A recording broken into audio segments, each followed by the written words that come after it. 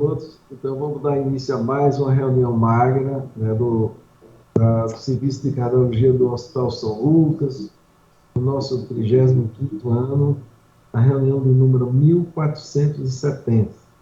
Então, hoje nós vamos contar aqui com o privilégio de ter a doutora Juliana Seabra, que está se dedicando bastante ao tema que ela vai falar, né? É exatamente como prevenir a cardiotoxicidade. E aí, Ju, a tela é sua e mostre para a gente aí como é que a gente faz para prevenir isso, já que o tratamento oncológico é cada vez mais frequente, né, e necessário, exatamente. Mas eu sempre lembro, não se pode matar o boi para matar o carrapato, né? Então, tem que sempre ter cuidado com a cardiotoxicidade. Você vai mostrar para a gente aí o que, é que deve ser feito. Boa noite a todos. Obrigada, professor. É sempre uma honra participar dessa reunião, que eu participo desde que eu sou estudante, então eu sempre fico emocionada de participar. Então, eu agradeço pelo convite. Já estou aqui no 8º mês, mas seguindo junto, ela já está aprendendo aqui na barriga como é a rotina. É uma área que eu estou me dedicando bastante, assim, foi um amor aí, à primeira vista, na residência, uma área nova, e que aí, com o tempo, foi se mostrando que é uma área que veio para ficar mesmo, e que a gente precisa ter atenção, porque vira e mexe, a gente estava discutindo agora, a gente tem casos, e cada vez mais a gente vai ver, porque a doença oncológica, ela se tornou uma doença crônica pelo avanço dos seus tratamentos. Então, vou prosseguir aqui. Vocês estão vendo minha tela tranquilo?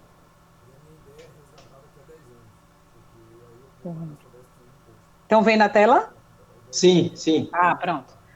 Então, assim, acho que todo mundo já sabe, está cansado de saber, mas eu gosto de colocar em tela mesmo que o câncer e a doença vascular no Brasil são os líderes de causa, né? A doença cardiovascular ainda é a líder de causa, mas em segundo lugar, as doenças oncológicas também têm um papel importante na epidemiologia do nosso país. A gente tem aqui dados, deixa eu colocar aqui para ver se eu consigo colocar um apontador. Não, acho que não vai dar, não. Bom, a gente tem dados do INCA aqui, projeções para esse triênio de 2020 a 2022, que vão ocorrer mais de 625 mil novos de casos anualmente de câncer. Então, é uma doença, um subgrupo de doenças com um impacto muito grande na saúde pública. E tem essa ferramenta muito interessante da Sociedade Brasileira de Cardiologia, que é o cardiômetro, que eles ficam atualizando em tempo real. Essa atualização que eu peguei hoje, 11h40 pela manhã, e já estávamos com 166 mil, um pouco mais de 166 mil mortes por doença cardiovascular no Brasil. Eu sempre tenho uma curiosidade de olhar esse cardiômetro, e no final do ano passado a gente tinha a gente teve cerca de 330 mil mortes por doença cardiovascular no Brasil. Então, a gente vê que são dois grupos de doenças com uma importância epidemiológica e para a saúde como um todo, saúde pública e privada também, que a gente precisa ter atenção. O que a gente já sabe, e acho que a maioria de nós, inclusive cardiologistas, é que a gente compartilha fatores de risco, né? Tanto o câncer como a doença cardiovascular tem fatores de risco em comum, como ingesta de álcool, tabagismo, obesidade, né, sedentarismo, história familiar. A própria idade é um fator de risco tanto para a doença cardiovascular quanto para a doença oncológica.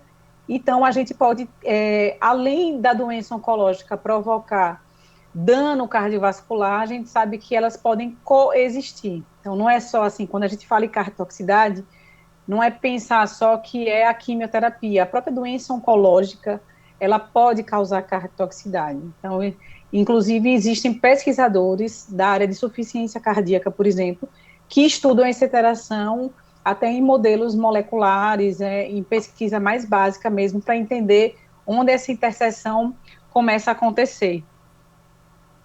Então, cardiotoxicidade, de uma forma geral, não é disfunção ventricular. Isso vem à nossa cabeça porque é o protótipo, é o modelo que a gente conheceu de cardiotoxicidade. Mas cardiotoxicidade, ela é qualquer acometimento da homeostase cardiovascular, seja na válvula, seja no sistema de condução, seja no músculo, no pericárdio, nos vasos, né? Então, em qualquer local do sistema cardiovascular. Então, não é só no músculo, disfunção miocárdica, insuficiência cardíaca. A gente pode ter vários pontos que provocam a cardiotoxicidade. Então, esse é um pensamento mais amplo. Inclusive, esse ano, no início do ano, a Sociedade Internacional de Cardio-Oncologia, né, junto com a ESC, que tem um grupo que estuda cardio-oncologia, eles conseguiram agora fazer um documento para que a gente possa definir de uma maneira mais homogênea o que é uma toxicidade cardiovascular provocada por terapia oncológica.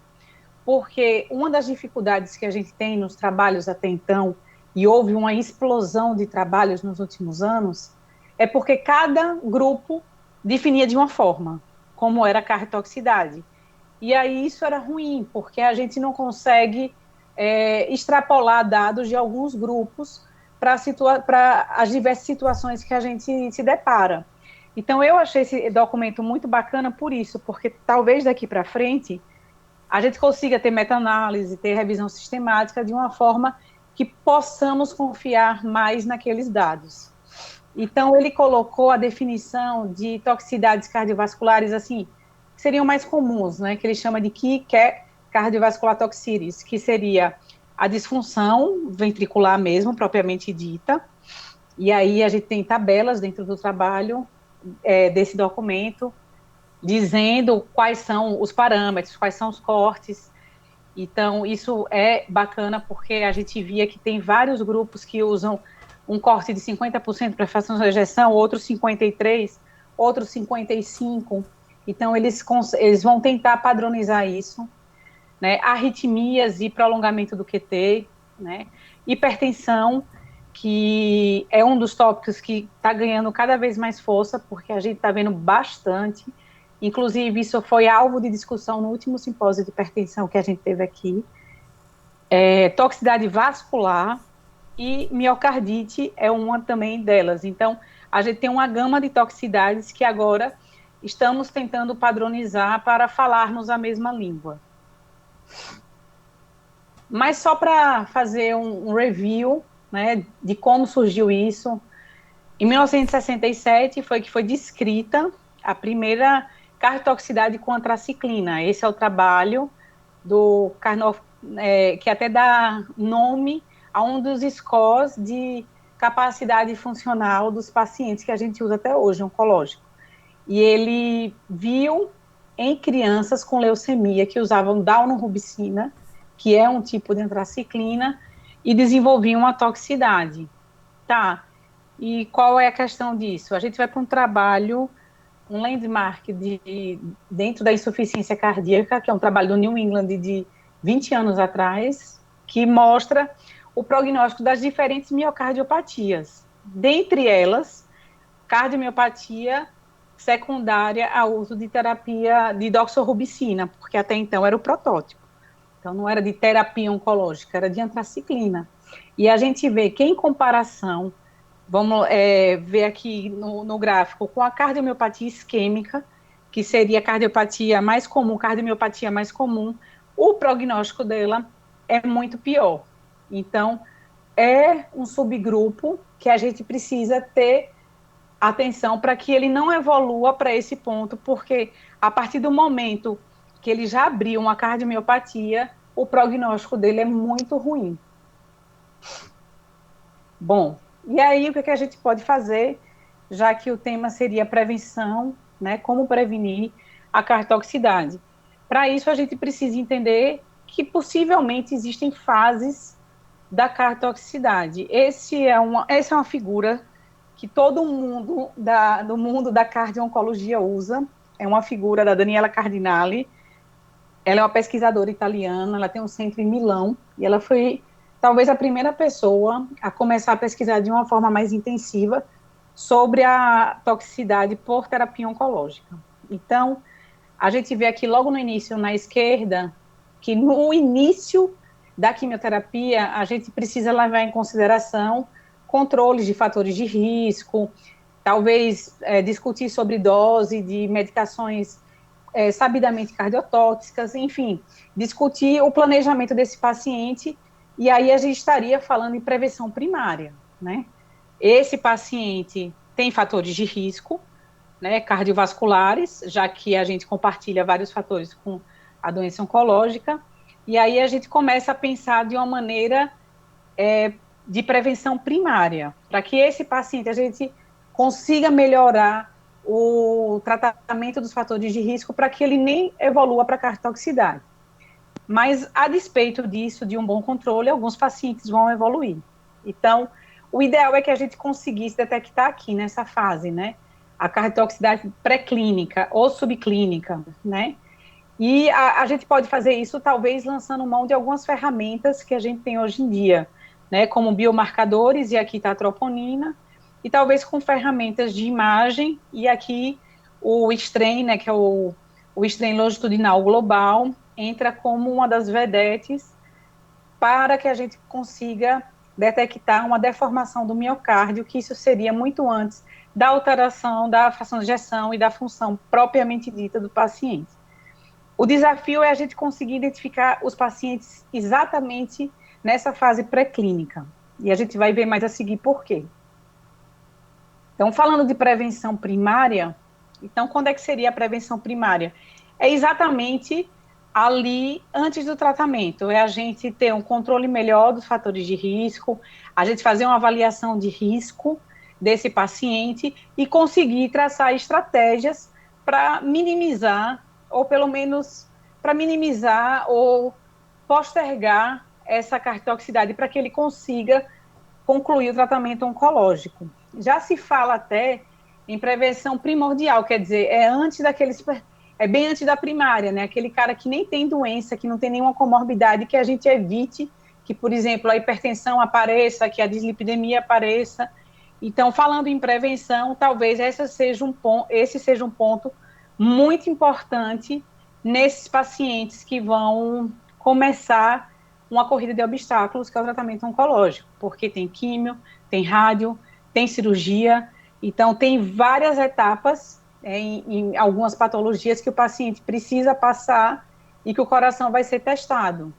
Então, essa é uma parte que hoje em dia vem se debatendo muito para que a gente mire esforços para que a gente consiga minimizar a cardiotoxicidade futura, porque depois que aparece a lesão, é prevenção secundária, né? É um dano estrutural que já aconteceu, e aí, muitas das vezes, a depender do time que o paciente chega, a gente não consegue melhorar tanto mais o prognóstico cardiovascular daquele paciente. Então, qual é a grande questão? Eu acho que a grande questão que se coloca é identificar quem é que tem risco de cardiotoxicidade. Porque não é todo mundo que vai ter, né? Não é a coisa mais comum, pelo contrário. Se a gente for ver as coortes de pacientes oncológicos, a gente vai ver que a minoria, a grande minoria, a pequena minoria, na verdade, desculpe, é que vai apresentar a cardiotoxicidade. Mas essa minoria agora já é muita gente, porque a gente aumentou a possibilidade diagnóstica, a gente aumentou a possibilidade terapêutica. Então, apesar da porcentagem ser pequena, de ser de 4%, 5%, dependendo da cardiotoxicidade, chegar a 0,7%, 1%, mas se a gente coloca num cálculo populacional, isso se torna numericamente relevante. Então, eu acho que o grande desafio da gente é identificar quem são esses pacientes com alto risco de desenvolver cardiotoxicidade. Então, esse documento também de 2020, ele é muito legal porque ele tenta dar uma direção. Então, como é que a gente conseguiria identificar? Primeiro, a gente precisa avaliar aquele paciente no baseline, né, antes de tudo começar.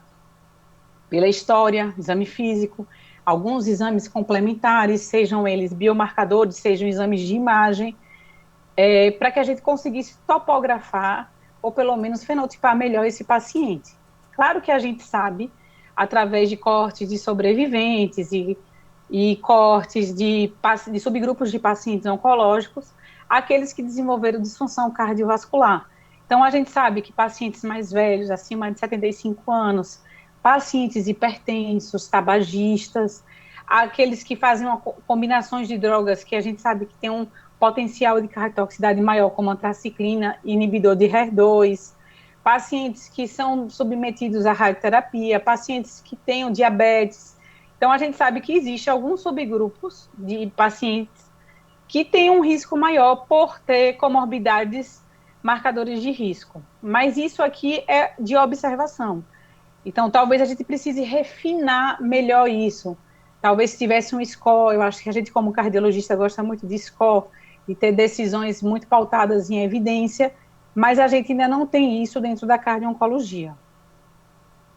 Então, aqui tem um documento da ESMO, que é a Sociedade Europeia de Oncologia Clínica, e que eles publicaram em 2020 como seria o manejo da doença cardíaca nos pacientes com câncer que estão em tratamento. Então, se a gente vê a figura principal do documento, aquele paciente, ele vai usar drogas, agentes possivelmente cardiotóxicos. Essa informação vem de onde? Possivelmente cardiotóxicos. Dos trials das próprias medicações oncológicas, que hoje em dia eles têm uma atenção muito maior a esses desfechos cardiovasculares, porque a gente já viu que, por exemplo, no câncer de próstata, os pacientes morrem mais da doença cardiovascular do que da própria doença oncológica. Então, se faz necessário a gente procurar e ver se essas drogas que estão sendo testadas e que são maravilhosas, muitas vezes, para o controle da doença oncológica, que ela não traga grandes efeitos para o coração. Então, a partir disso, se eu tenho um paciente que pode ter um agente cardiotóxico, eu vou fazer uma avaliação detalhada e ver se ele realmente se enquadra naquelas situações de risco maior. E aí, como é que a gente sabe que a situação é de risco maior? Esse outro posicionamento também de 2020, então vocês podem notar que de 2019, 2020 é que começa um boom de publicação e de uma preocupação para a gente conseguir achar esses pacientes de alto risco. Esse é um documento bem interessante, é um dos mais interessantes que eu acho, porque ele tenta, através da classificação ele pega 7 classes de droga oncológica e ele tenta tipificar quem seria de baixo risco, médio risco, alto ou muito alto risco, para desenvolver alguma complicação cardiovascular.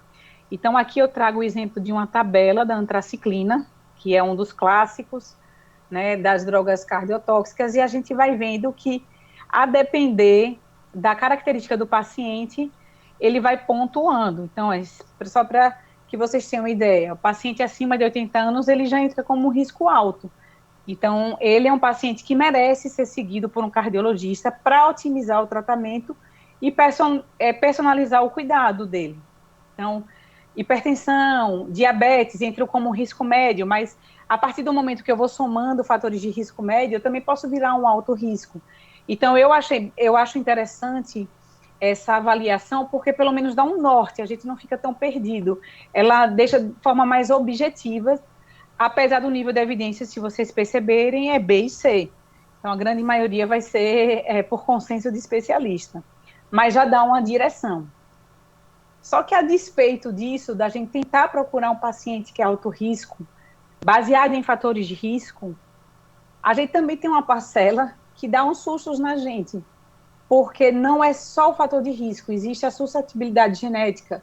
Então, esse é um artigo bem interessante, que foi publicado no JACC Cardio Oncology, sobre suscetibilidade genética para cardiomiopatia provocada pela antraciclina. E a gente percebe que tem alguns genes que são implicados nessa toxicidade, mesmo em doses baixas, consideradas baixas, para antraciclina. Se a gente vê aqui nesse gráfico à esquerda, a gente vê que a curva começa realmente a subir. A gente considera que, que pode ter um risco de toxicidade maior acima de 300 miligramas por metro quadrado. Mas percebam que aqui à direita, mesmo alguns pacientes com 100 miligramas, 150 miligramas, que são consideradas doses baixas, eles podem apresentar cardiotoxicidade. Então, o negócio parecia ter um caminho e de repente a gente vê que é muito mais complexo do que a gente pode imaginar, essas duas doenças juntas. Então, aqui tem uma tabela mostrando que não é só antraciclina, a gente tem milhares de terapias, e assim, cada vez aumentando mais, e que a gente tem que pensar muito além da antraciclina. A antraciclina foi um modelo, a gente brinca assim, quem trabalha muito com cardio, que antraciclina é o feijão com arroz, porque o que a gente está vendo agora é um boom de medicações, principalmente imunoterápicos. Então, a imunoterapia, podem ver aqui, em 2011 começa de uma forma tímida, e a gente vê 10 anos depois, é o tempo inteiro produto sendo colocado no mercado ou pedindo para ser colocado no mercado. Isso é uma tabela do FDA, para que aprove drogas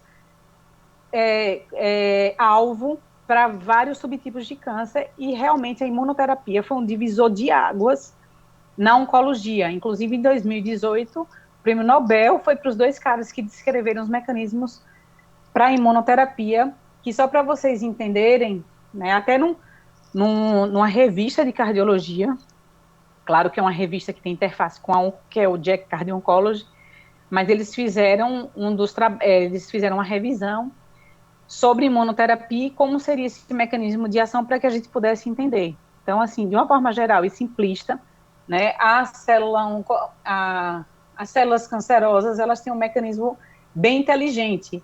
Elas têm ligantes que elas inibem o linfócito T.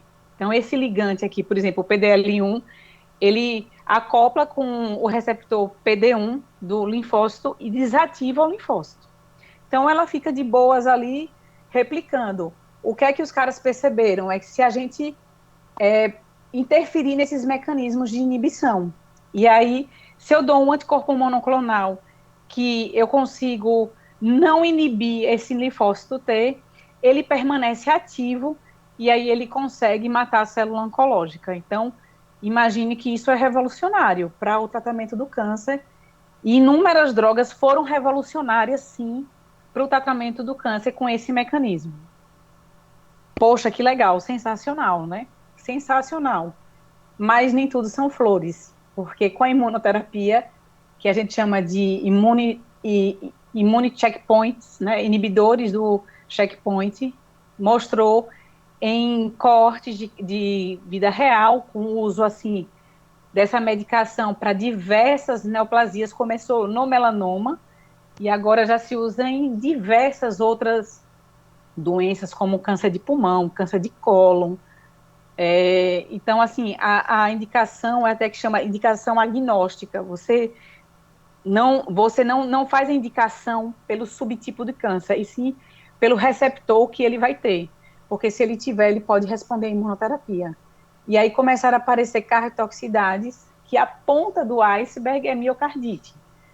Só que é uma miocardite que a gente tem 1 a 2% no máximo, a depender da coorte, mas geralmente em torno de 1%, mas ela tem uma letalidade de 30%.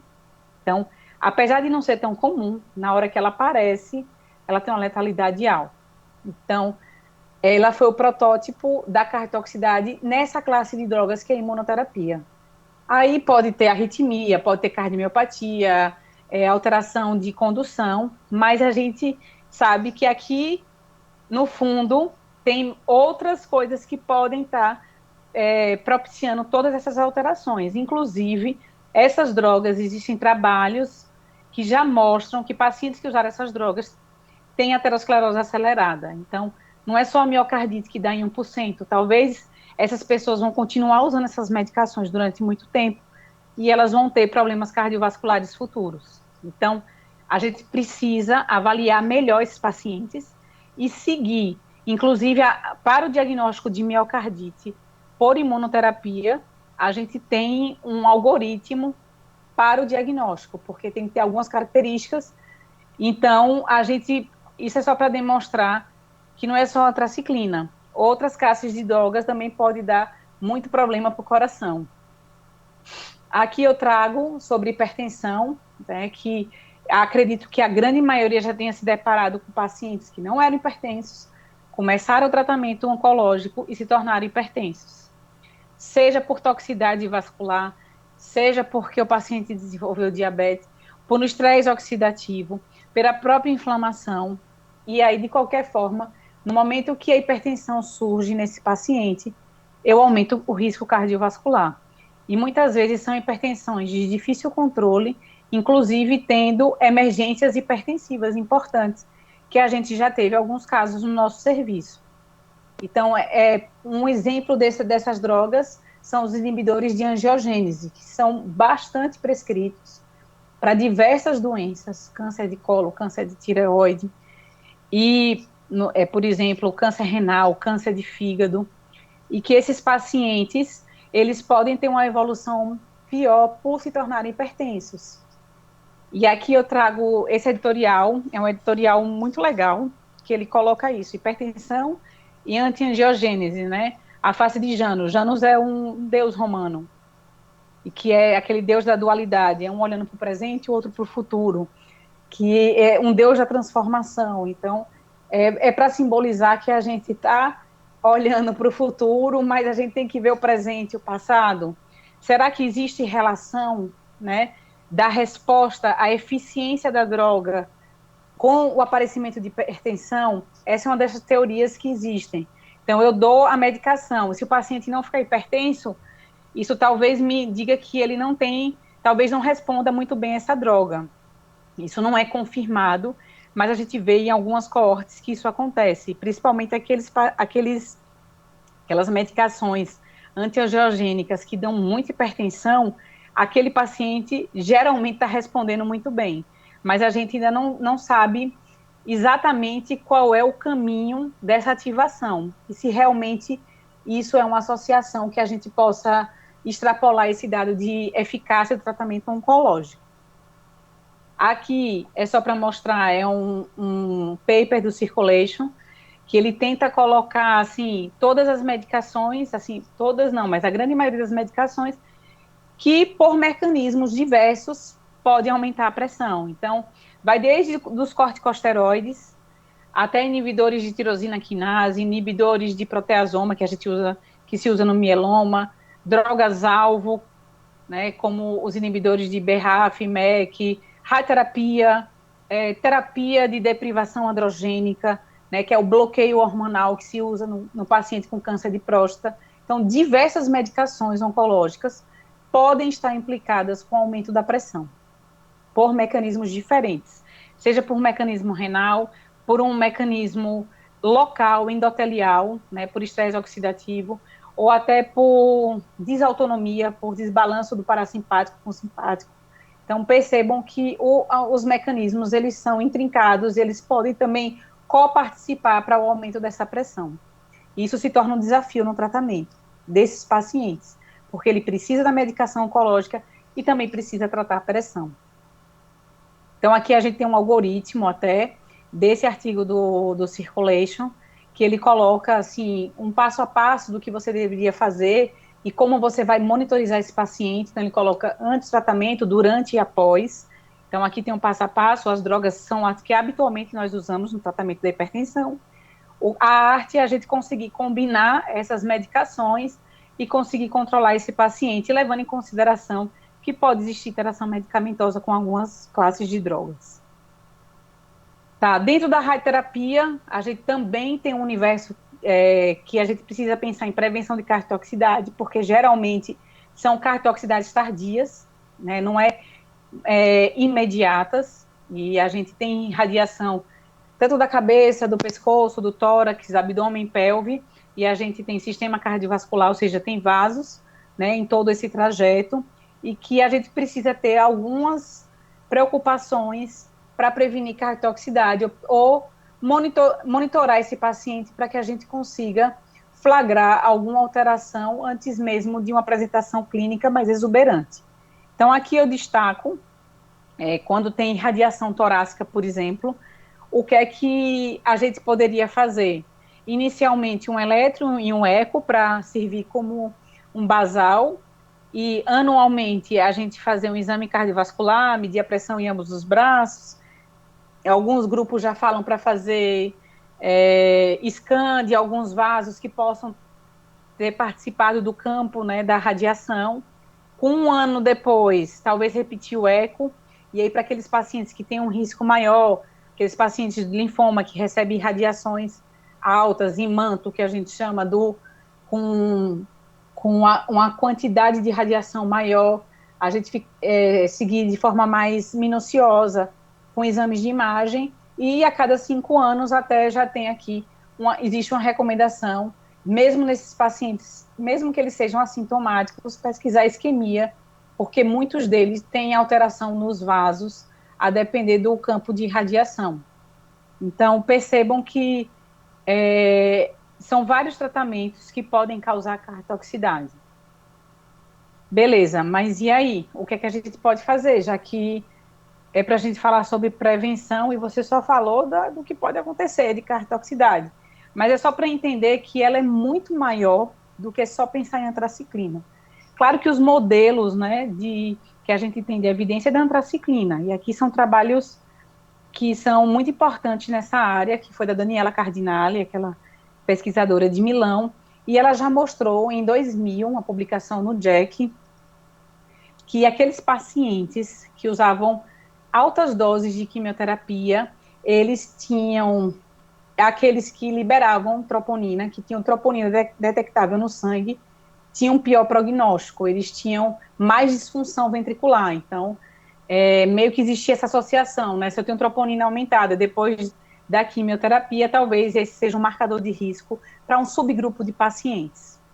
10 anos depois, ela faz um trabalho que é pegando esse dado, né, da associação entre aumento de troponina e disfunção ventricular, e se eu posso usar isso como um gatilho para uma estratégia terapêutica. Então, ela pegou esses pacientes que tinham alteração de troponina e começou a tratar com IECA e com beta-bloqueador. E o que é que ela viu? Ela viu que, quando ela começava a tratar muito cedo esses pacientes, logo no início do tratamento, nos primeiros 2 meses, que ela detectava que esses pacientes tinham aumento de troponina e começava a tratar, eles respondiam, que é essa linhazinha verde aqui à direita, são ditos respondedores. Os outros grupos que não tratavam ou que não respondiam à terapêutica, eles tinham um desfecho pior. E aí esse grupo tinha uma mortalidade em 2 anos de 60%. Então esse trabalho lançou as bases para a gente pensar que talvez existissem drogas que pudessem ser cardioprotetoras. Nesse caso, IECA e beta-bloqueador, já que quando a troponina aumentava e ela começou a tratar, ela viu que esses pacientes, boa parte desses pacientes, não evoluiu com disfunção ventricular. Pô, bacana, então agora a gente achou o caminho. Problema, nenhum outro grupo conseguiu reproduzir esse dado dela. Então, aqui, a gente tem 3 grandes trabalhos, assim, grandes de oncologia, gente, não é igual grande da cardiologia. Tem 4.000, 5.000, oncologia é 200, 300, 500. Então, é muito diferente do que a gente está acostumado. E aqui a gente tem 3 trabalhos, que é o Prada, que usou metoprolol e candesartana em mulheres que tinham câncer de mama, que usavam antraciclina inibidor de HER2, mostrou só uma atenuação de declínio da função ventricular de 2 a 3% com o uso do metoprolol, da candesartana, desculpe, mas isso a priori não tem um impacto clínico. O Manticor usou bisoprolol e pindropril, teve um achado semelhante num endpoint secundário, que uma atenuação da disfunção em 4%, mas isso sem significado clínico, e o SESC, que foi um trabalho brasileiro, que usou caverdilol para mulheres que faziam tratamento com câncer de mama com doxorubicina, também não encontrou diferença estatística significativa entre o grupo que usou e o que não usou com relação a declínio de função ventricular. Críticas para esses trabalhos, grupos pequenos, pacientes de baixo risco, então talvez a gente deveria refinar, encontrar pacientes de alto risco, talvez o que a Daniela conseguiu lá é porque ela pegou a galera do alto risco, que já tinha injúria miocárdica, então isso ainda permeia a nossa cabeça que precisa fazer um trabalho, talvez, com um grupo de alto risco que ele possa se beneficiar de uma estratégia preventiva. Além disso, o que é que a gente poderia usar? Talvez o dextraroxane, que é o cardioxane, é um quelante de ferro. Esse é um trabalho brasileiro também, é uma meta-análise, uma revisão sistemática, de trabalhos que foram feitos em mulheres com câncer de mama e que usaram esse quelante de ferro.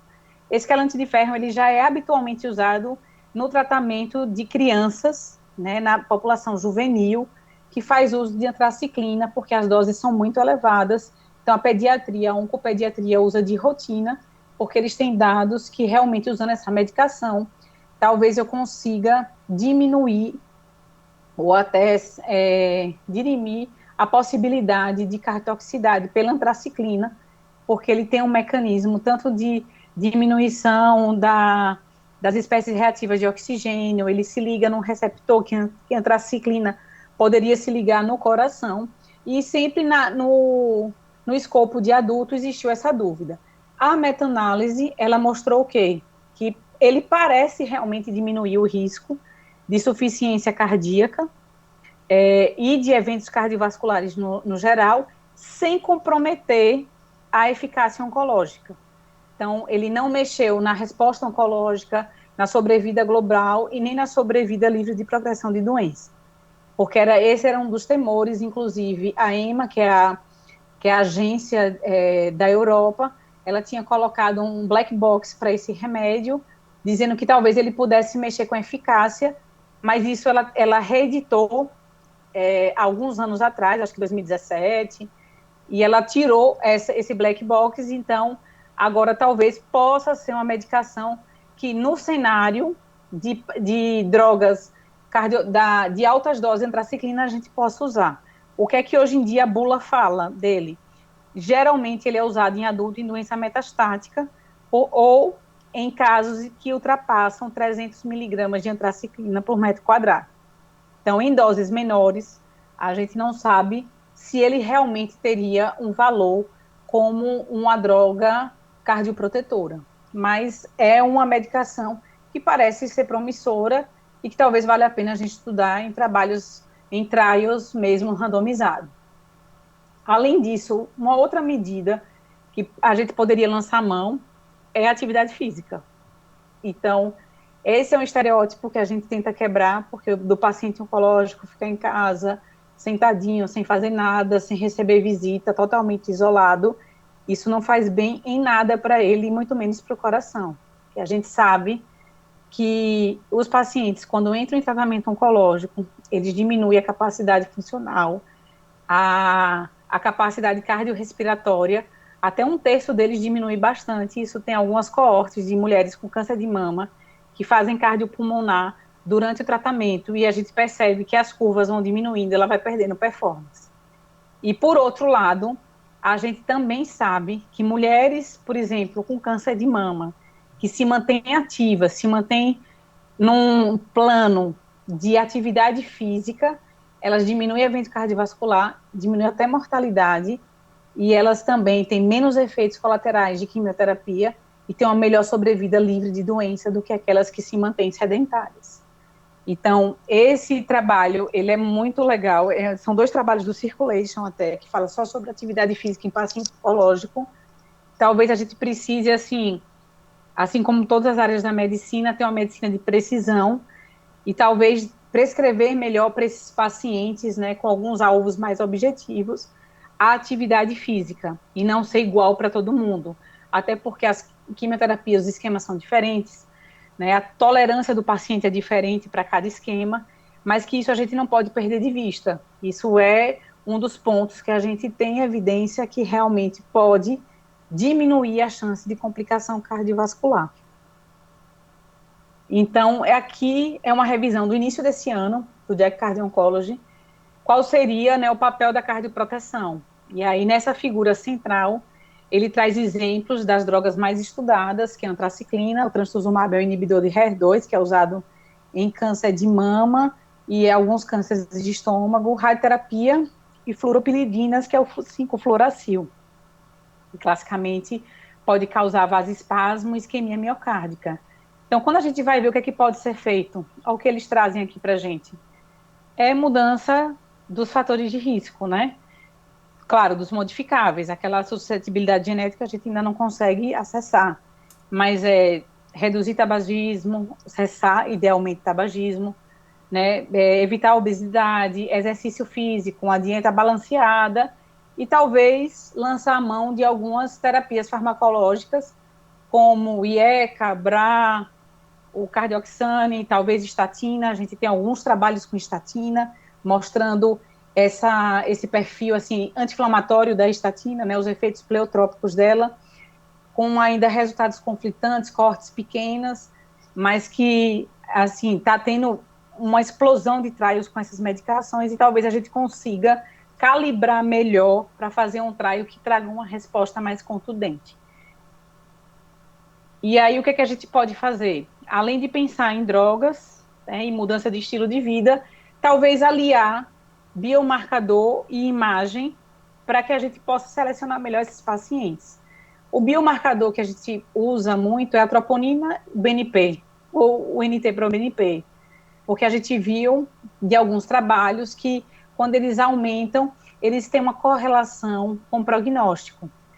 Qual o problema disso? Quando que a gente vai usar?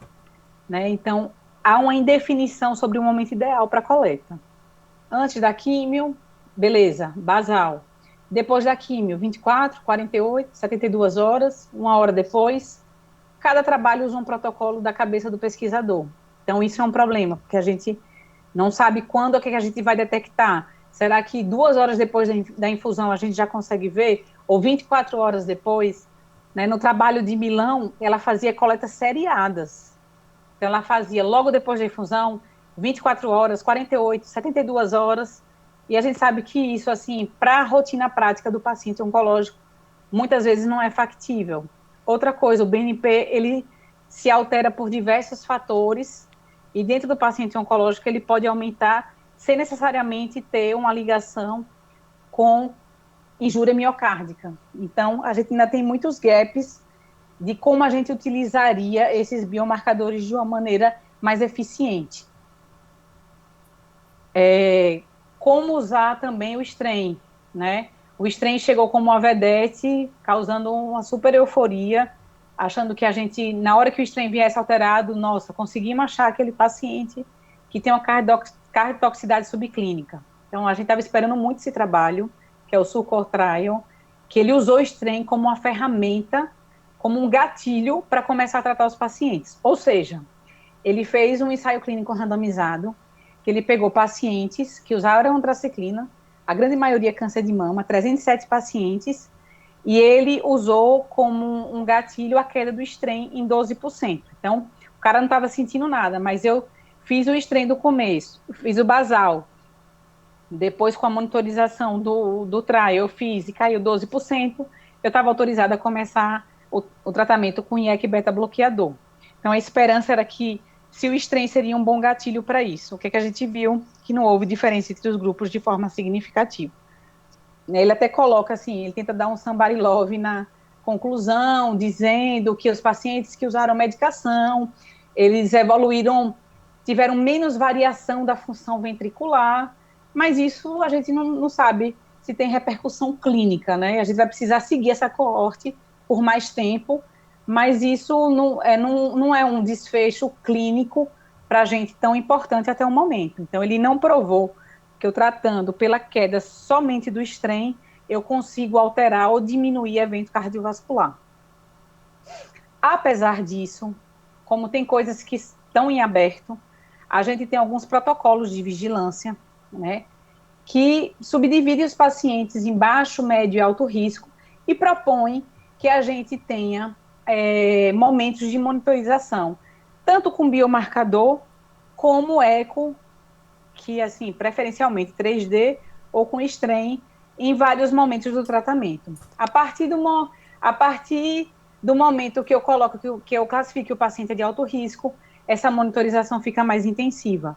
Ah, mas como é que fez desse jeito? Forma aleatória, opinião de especialista, mas tentando parametrizar para a gente encontrar aí talvez um caminho para aquele subgrupo de pacientes que possam se beneficiar de uma estratégia mais intensiva. E aí vem um termo que eu acho bem bacana, já estou indo para o final, que é cardiotoxicidade permissiva, né? O que seria isso? Antes, nas bulas do remédio, por exemplo, no inibidor de HER2, era assim, abaixo de 50% suspende a quimioterapia. Não dá mais remédio porque esse coração tem uma alteração estrutural e ele não vai aguentar a quimio. E a gente vê que não é bem assim. Então, esse trabalho, ele trouxe essa perspectiva que pacientes que tinham disfunção leve, entre 40% e 50%, se bem tratados e bem acompanhados por cardiologistas, não precisavam suspender a medicação, porque a grande maioria deles conseguem concluir o tratamento sem eventos, mas vocês notem que são trabalhos com poucos pacientes, 30 pacientes, mas que a grande maioria, 27 deles, conseguiu concluir, e que não houve grande alteração naquele grupo que conseguiu concluir o tratamento, ou seja, esses 27, não houve uma variação importante na fração de ejeção. Claro que 2 pacientes tiveram eventos e um deles teve o declínio assintomático da função, mas de uma forma geral, a gente não precisa suspender de forma sistemática essa medicação para pacientes com disfunção leve. Sendo bem tratados, né, a maioria usava IECA, BRAL, Dactone, você consegue manter esse paciente em tratamento oncológico. Então, esse foi um dado desse trabalho, o Safety Heart, e também do Scholar Trial, que é bem semelhante.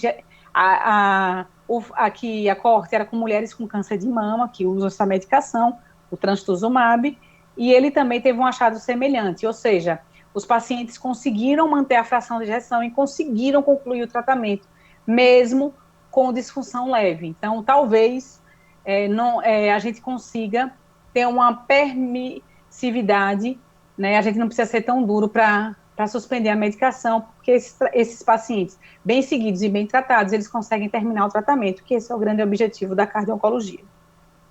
Então, talvez o que a gente tenha para o futuro seja um armamentário multi-imagem, com eco, a medicina nuclear, a ressonância, a angiotomografia, que isso pode nos dar informação adicional de como manejar esse paciente e fazer um diagnóstico mais preciso se realmente ele tem cardiotoxicidade, porque a decisão de interromper um tratamento implica em prognóstico para esse paciente. Então, de uma forma geral, qual seria um checklist para a gente pensar em cardio-oncologia preventiva? Aqueles cuidados de mudança de estilo de vida, né, que a gente já tem, presta atenção na idade, porque é um fator de risco, consumo de álcool, manejo da hipertensão, do colesterol, do diabetes, cessar tabagismo, exercício, né, montar times de cardio-oncologia, presta atenção em fatores de risco familiares, né, porque aí tem um background genético, mas no final chamar o cardio-oncologista para que ele possa ajudar nesse caminho aí. E aí eu chamo a atenção para os serviços de cardio-oncologia, que a gente está habituado ao Heart Team, o oncologista está habituado a Tumor Board, então a gente precisa juntar esses times, né, um Heart Board, um Heart Onco Board, e que eles trabalhem de forma colaborativa, que consigam estratificar o risco de cardiotoxicidade, fazer um planejamento, traçar estratégias preventivas, né, e ir decidindo em conjunto por onde aquele paciente pode ir. Claro que não é só médico, é um time multidisciplinar, com enfermeiro, com fisioterapeuta, com nutricionista, que isso a onco já está super habituada a trabalhar. A gente dá cardio em algumas subespecialidades também, como insuficiência cardíaca, mas que a gente precisa melhorar esse approach do paciente e talvez no serviço isso funcione de uma maneira melhor, né? A gente tem um exemplo de serviço, né? Eu trouxe aqui o transplante de medula óssea, o TMO, que é o único serviço de transplante de medula óssea do estado, que já tem 2 anos, e tem o serviço de cardio-oncologia. Já transplantamos 19 pacientes, desses, nenhum deles teve toxicidade grave, desenvolveram arritmias, hipertensão durante o tratamento. E como é que funciona? Funciona com avaliação pré-transplante, que ela é limitadora do transplante, ou seja, todo paciente que vai para transplante de medula óssea precisa ter avaliação cardiovascular. Interconsulta durante o período do transplante e segmento pós-alta hospitalar, principalmente nesses marcos, 100 dias, 6 meses e 12 meses. E a gente sabe que existe alguns preditores de risco, como essa tabela aqui à direita, que a gente usa para tentar objetivar se aquele paciente tem mais chance ou não de cardiotoxicidade, e inclusive alguns outros scores de comorbidade que envolve diversas outras comorbidades e que também ajuda a tipificar um paciente de mais alto risco. Então, como é que a gente consegue melhorar e caminhar para uma prevenção de cartoxicidade de uma maneira mais efetiva, mais objetiva? Com educação, treinamento. Então, aqui eu só trago algumas das atividades que a gente se insere e que pode melhorar isso, como participação num grupo internacional sobre amiloidose, que a gente vai tentar ser um centro de referência em amiloidose, participação em eventos da oncologia, cardiologistas participando de congresso oncológico, o maior congresso de oncologia do Brasil, que é o SBOC, tentando estar junto com o pessoal que mais se destaca, estuda para entender e também contribuir para essa ciência que está se desenvolvendo agora. Então, era isso que eu queria dizer, trabalhar em conjunto.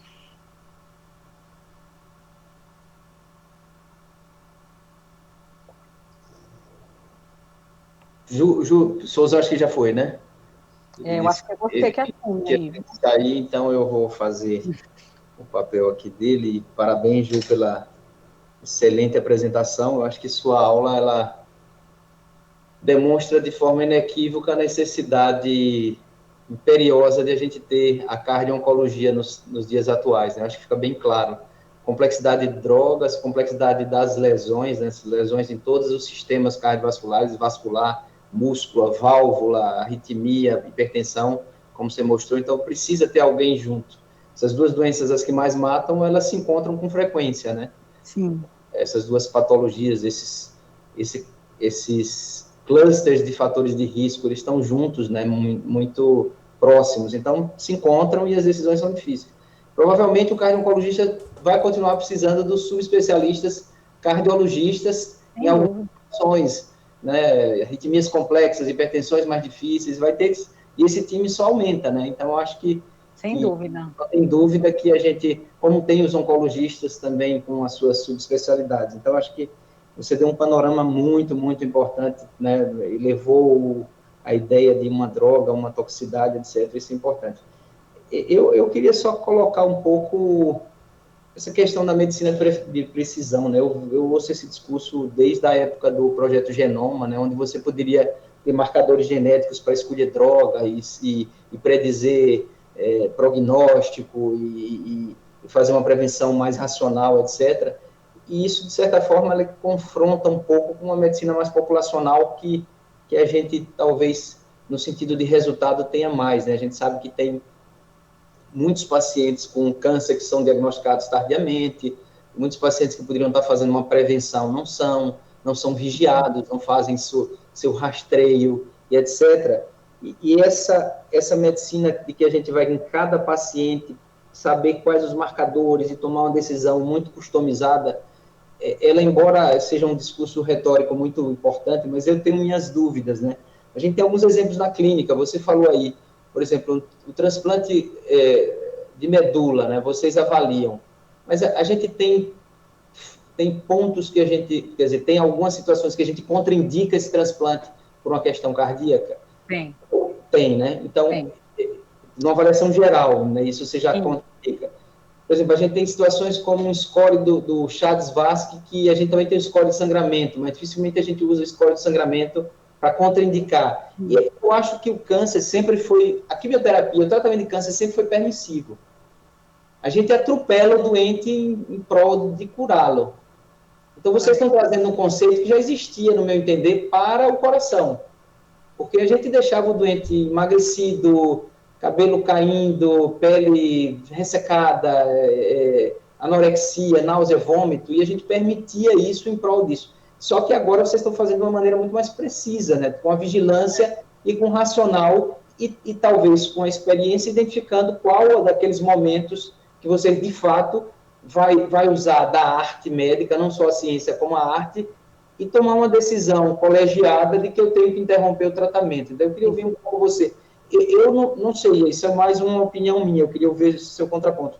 Eu não sou muito animado no discurso, eu acho que esse discurso da medicina de precisão vi muito, vi nos Estados Unidos, vi no INCOR, vi o Krieger Filho e etc, e até agora eu não vi nada, e vejo o Valentim Fuster dizendo que a gente tem que baixar a pressão de todo mundo para 14/9 e esquecer muito filigrana, porque a gente vai reduzir doença mais do que pontualmente com muito detalhe. Eu queria... Veja, na oncologia isso já é uma realidade, essa precisão. Em que sentido? Naquilo que eu expliquei ali. A gente já tem indicações agnósticas de remédio. Isso só tem na oncologia, possivelmente. Eu consigo detectar um marcador e eu tenho uma terapia-alvo para aquele receptor. O HER2, por exemplo, no câncer de mama, é uma terapia-alvo. Né? A gente agora, com a imunoterapia, que tem aqueles receptores ali, muitas vezes você vê assistindo aula assim, de oncologista, o cara tem um receptor, pum, vai para aquela droga, porque ele vai responder. Então, dentro da oncologia já existe uma precisão, que a gente ainda não encontrou dentro da cardiologia. Então, nesse sentido, de precisão molecular, de droga-alvo, ele já tem. Claro que não de uma maneira que talvez a gente queira. Para toxicidade, a gente já tem algum exemplo Para o quê? Para cariotoxicidade, a gente Não. tem... isso, nada nesse sentido. Ainda não. Mas você vê, aquele trabalho do Jack de 2020 já mostra que tem algumas alterações genéticas que são mais predispostas à cartoxicidade, mesmo com dose baixa de droga, né? Dose que a gente não esperaria ter nenhuma cartoxicidade, né? Nas cohortes que foram estudadas. Então, possivelmente, esses pacientes podem ser alvo, sei lá, usar o cardioxane para esse subgrupo de pacientes. Será que vai diminuir realmente a chance? A gente não sabe. A gente só está iniciando esse mundo. Uma outra doença, a amiloidose, que até então ninguém sabia diagnosticar, ninguém sabia tratar, ninguém sabia quase nada dela. Hoje ela se tornou uma doença aí vedete, chama a atenção de todo mundo e de todos os laboratórios, porque a gente agora tem teste genético fácil, eu tenho no meu consultório. Eu colho o SUAB e mando para o laboratório em São Paulo, e vem aí toda a análise genética, se tem ou não, qual a mutação que esse paciente tem ou não. E a depender disso, a gente ainda não está tratando a mutação, a gente já está tratando melhor a doença, mas é o primeiro passo de uma doença que era órfã e que ninguém queria tomar conta.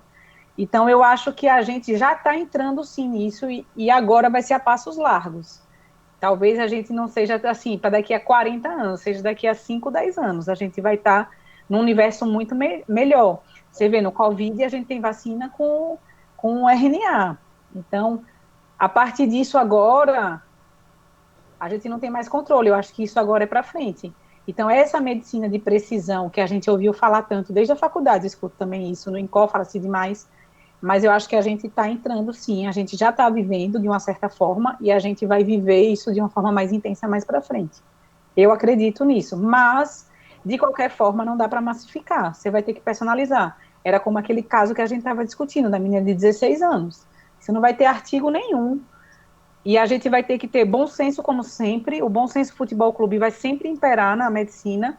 E os times, para mim, os times é uma coisa importantíssima. Eu acredito muito em time, em trabalho multiprofissional. Então, a gente está vendo que isso é uma realidade. A gente vê isso no Heart Team, que só tem cardiologista, mas com várias especialidades. A gente vê que isso funciona e que isso agrega valor para o cuidado do paciente. E quando a gente começa a chamar outras especialidades, isso só vai melhorar. Beleza, Ju. Vitor levantou a mão aqui. Vitor.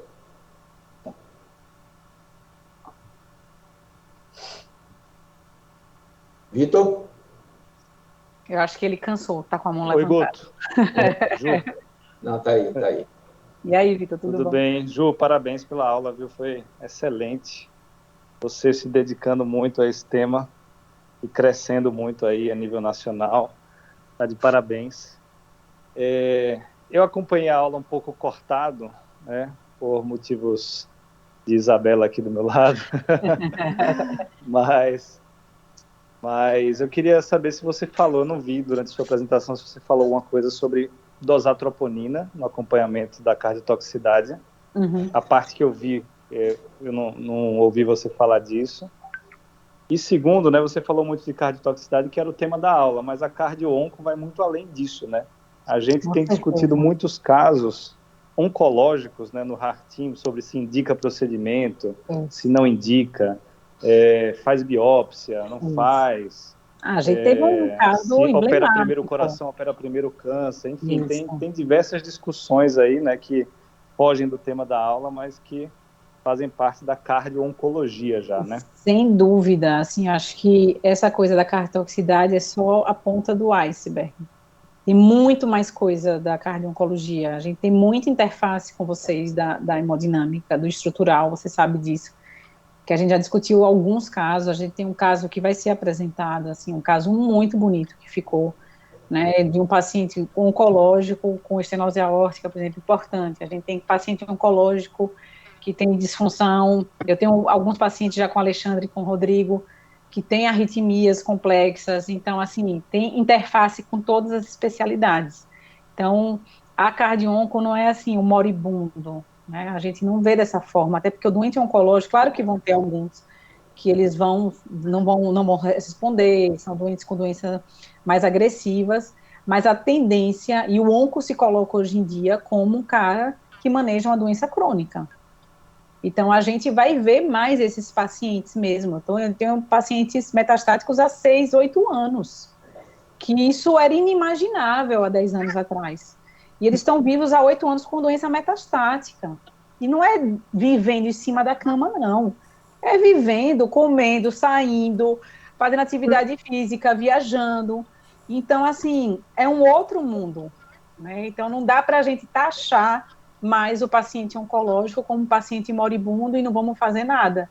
A gente está vendo no nosso dia a dia, né, dentro da cardiologia do nosso grupo, que isso vai muito além mesmo. E assim, conforme, como você perguntou da troponina, esse é o nosso calcanhar de Aquiles, né? Quando eu vou pedir a troponina? Isso é a pergunta de $1 milhão. Porque eu peço antes, peço depois. Eu acho que isso aí também entra na arte, assim. Aquele paciente que você vê que está com a dose maior, que não está indo bem, tem um sintoma que você não sabe explicar direito, porque ó, tem sintomas que são muito difíceis de você identificar. Fadiga, cansaço, né? No paciente que está usando quimioterapia, perdeu peso, não está comendo, está vomitando. E aí você conseguir separar o que é efeito colateral e o que é cardiotoxicidade, tem momentos que é muito difícil, e muitas vezes quando a gente pede um biomarcador, se vem uma troponina mais alta ou vem um BNP mais alto, não é que eu vou suspender nada, mas ali já me serve como sinal de alerta para eu poder ir atrás mais, sabe? Não ficar minimizando ou jogando na conta da quimioterapia só. Então, esse momento é que a gente não sabe ainda. Ainda está baseado em bom senso e experiência de cada centro. Beleza, Ju, obrigado. Ju, parabéns. Tem mais alguém aí? Eu queria fazer outra pergunta. Eu queria só, Ju, você... Acho que a Andréa levantou a mão, viu? Andréa está aqui, eu vi agora. Andréa? Parabéns, Ju, pela excelência da aula. Então, assim, do ponto de vista prático mesmo é isso. Naqueles pacientes com eco limítrofe, com fração de 50% a 55%, e naqueles com disfunção abaixo de 50%, mais assintomático, a recomendação da diretriz seria fazer troponina e fazer dosagem de NT pro BNP.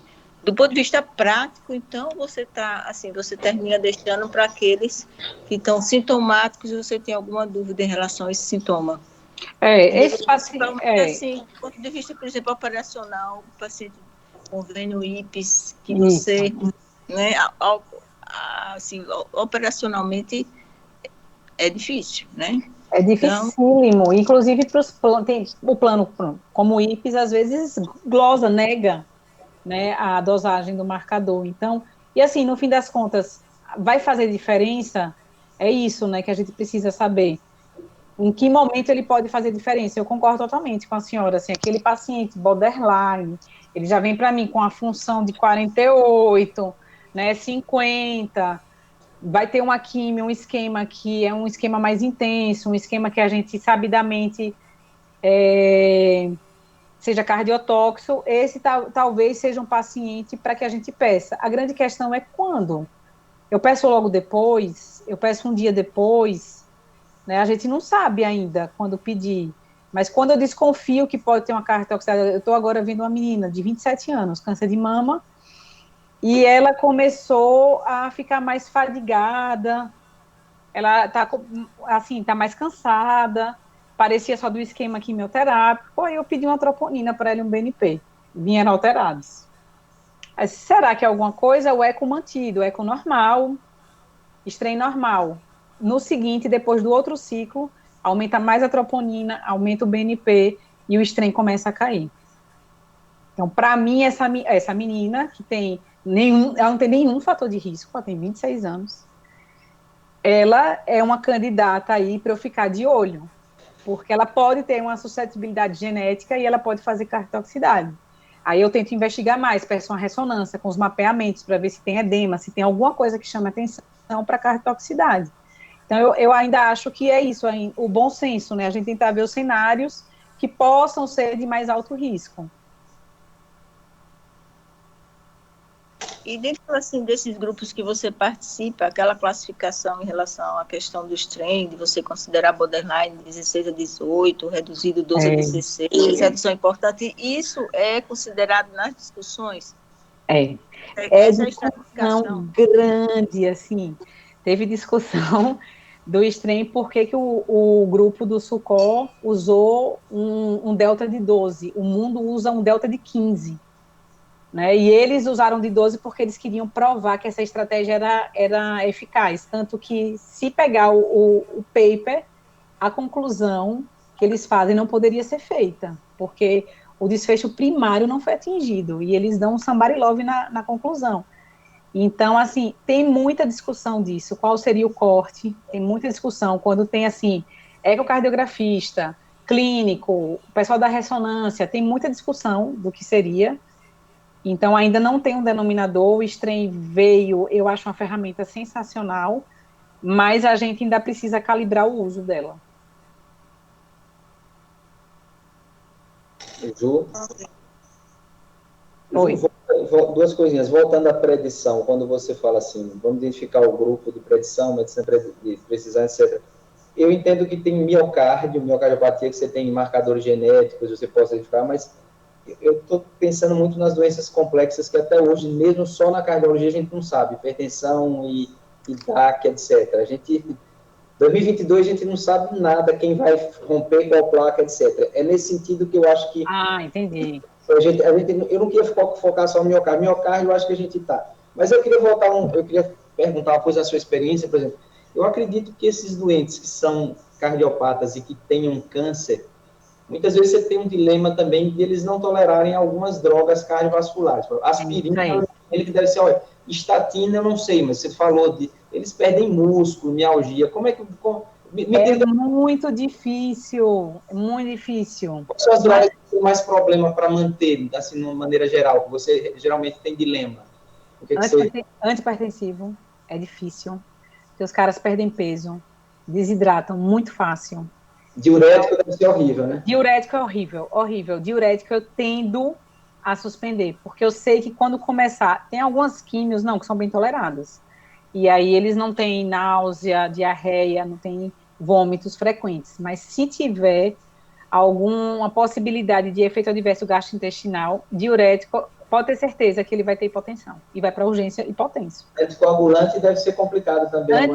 Anticoagulante é uma das coisas mais difíceis, porque interage por causa do citocromo, né, P3, Y, lá, de todos os DOACs. Então, assim, a gente tem que ficar checando interação, checando tabela. Tem droga que ela potencializa TFA, por exemplo, o inibidor de Bruton, de tirosina quinase, que usa para LLC, que é para usar o resto da vida. Para usar o resto da vida. Que aquele é?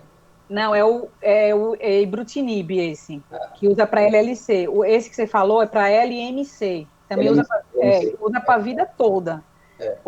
Então, assim, aí, na LLC, com o Ibrutinib, por exemplo, o cara abre mais FA porque ele vai lá, ele causa uma alteração no local X dos canais de sódio e o cara faz FA, assim, é quase que batata. Quase 20% dos pacientes que usam Ibrutinib faz FA. Aí, beleza. Tranquilo, você anticoagula. Você anticoagula, o cara sangra.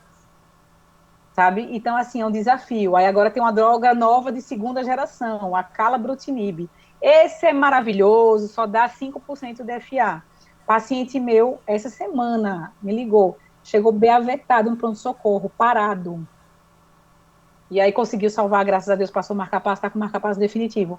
Mas para você ver, então, assim, é um desafio. E, assim, cada vez mais. Eu agora estou afastada, estou com, né, já estou indo para o último mês de gestação, mas todo dia, todos os dias, eu discuto e falo com o paciente sobre isso, porque agora está cada vez mais, eles vão usar a medicação por muito tempo. Então, tem muito efeito adverso, que a gente acha que não é comum, mas alguém vai ser sorteado.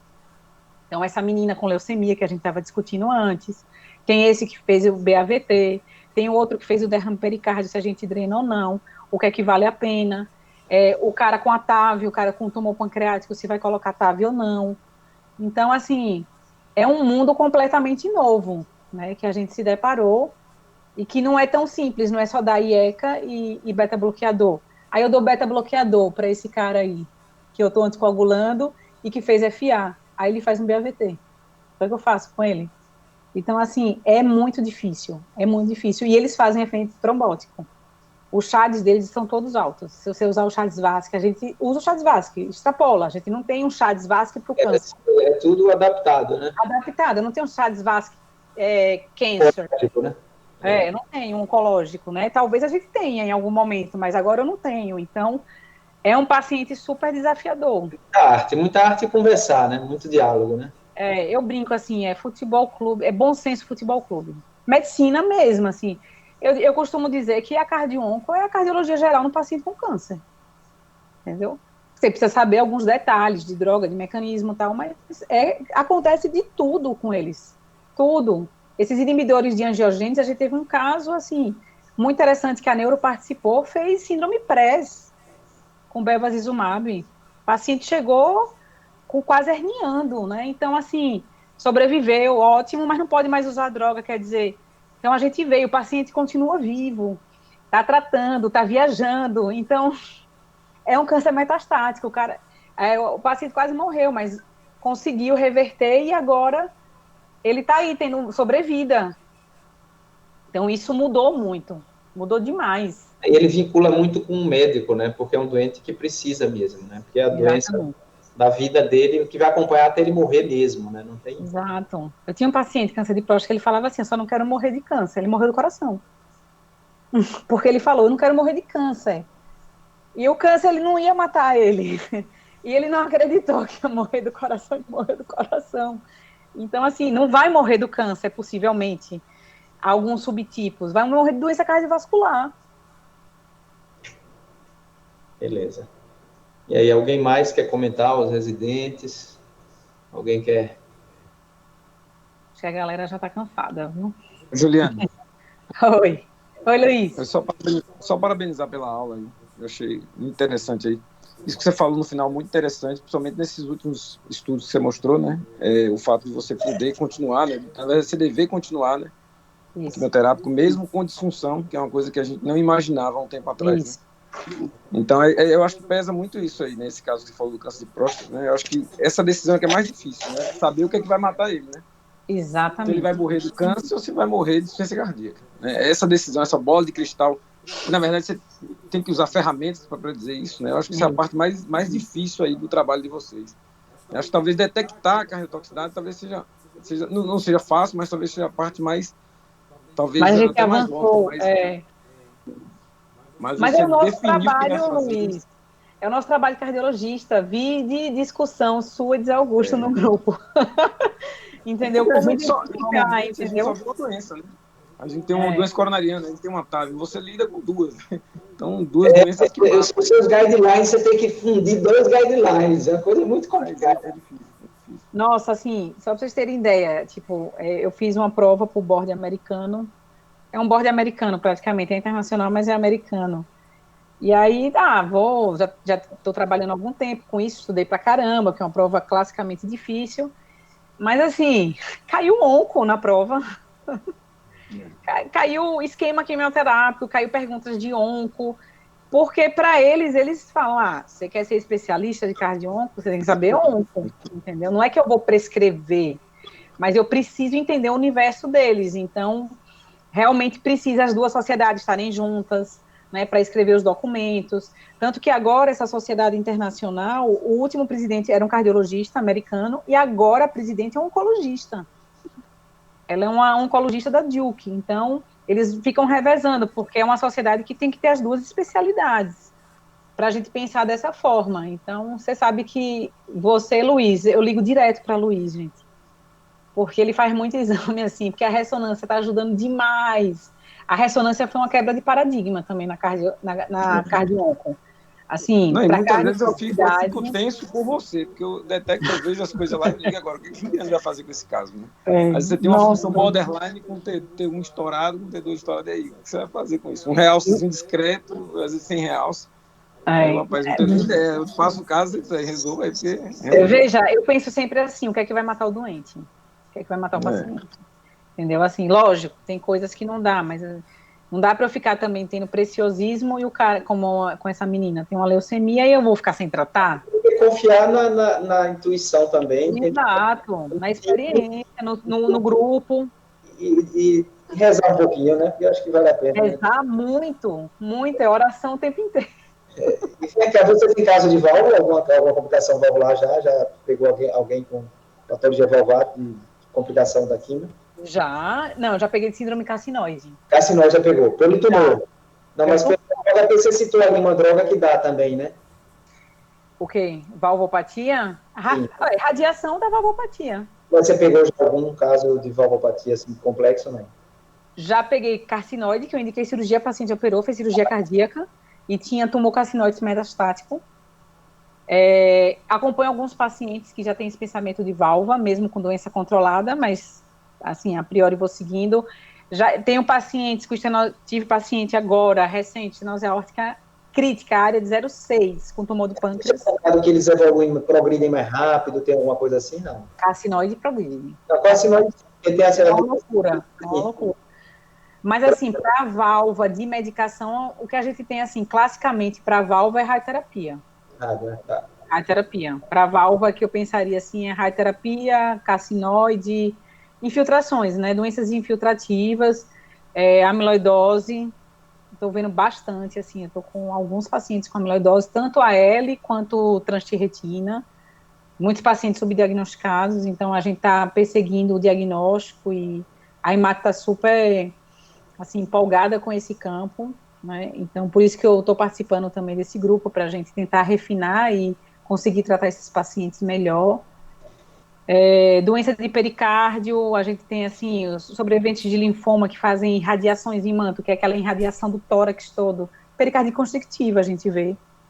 Em paciente jovem, que abre um quadro de IC, quando você vê, está tudo calcificado, o pericárdio. Então, assim, tem de tudo.